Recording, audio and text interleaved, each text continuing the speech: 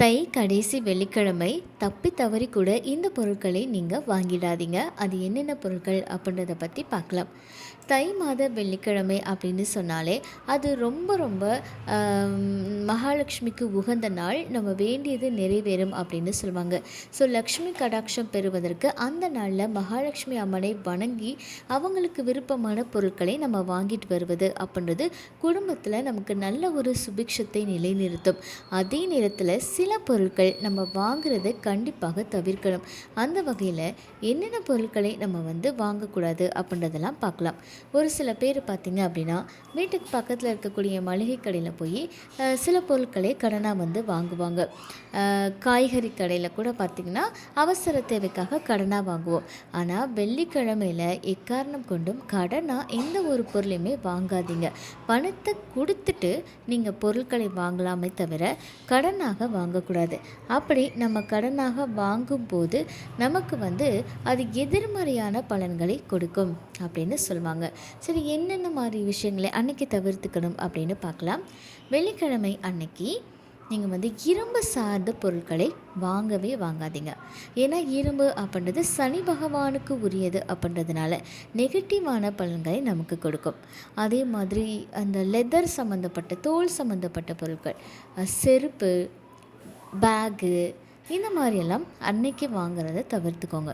இப்போ வெள்ளிக்கிழமை மகாலட்சுமிக்கு உகந்த நாள் அப்படின்றதுனால துளசி செடியிலேருந்து துளசி இலைகளை பறிக்கக்கூடாது. இதெல்லாமே நீங்கள் ஞாபகம் வச்சுக்கோங்க.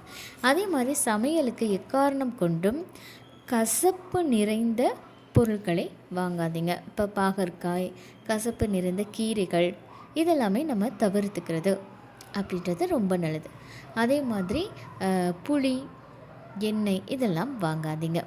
அதற்கடுத்ததாக பார்த்திங்க அப்படின்னா கல் உப்பு வாங்கிட்டு வந்தீங்க அப்படின்னா ரொம்ப நல்லதுங்க. துவரம்பருப்பு, நெய், பச்சரிசி, காய்கறிகள், பழங்கள் இதெல்லாமே நீங்கள் வாங்கிட்டு வருவது அப்படின்றது ரொம்ப ரொம்ப நல்லது. அன்றைக்கி ரொம்ப சாத்வீகமாக நீங்கள் இருந்தீங்க அப்படின்னா மகாலட்சுமிக்கு ரொம்ப விருப்பமாக இருக்கும்.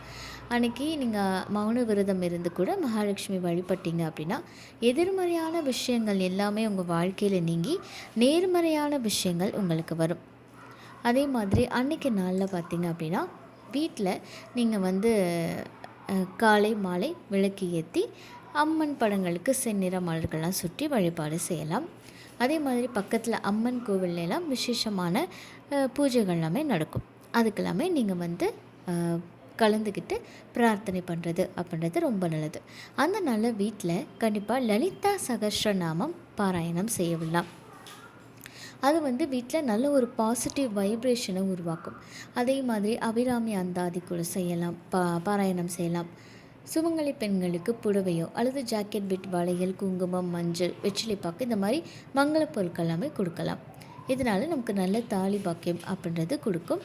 ஸோ இந்த மாதிரி விஷயங்களை நீங்கள் செய்யலாம். நான் முதல்ல சொன்ன பொருட்கள் வாங்குறத அந்த நாளில் தவிர்த்துக்கோங்க.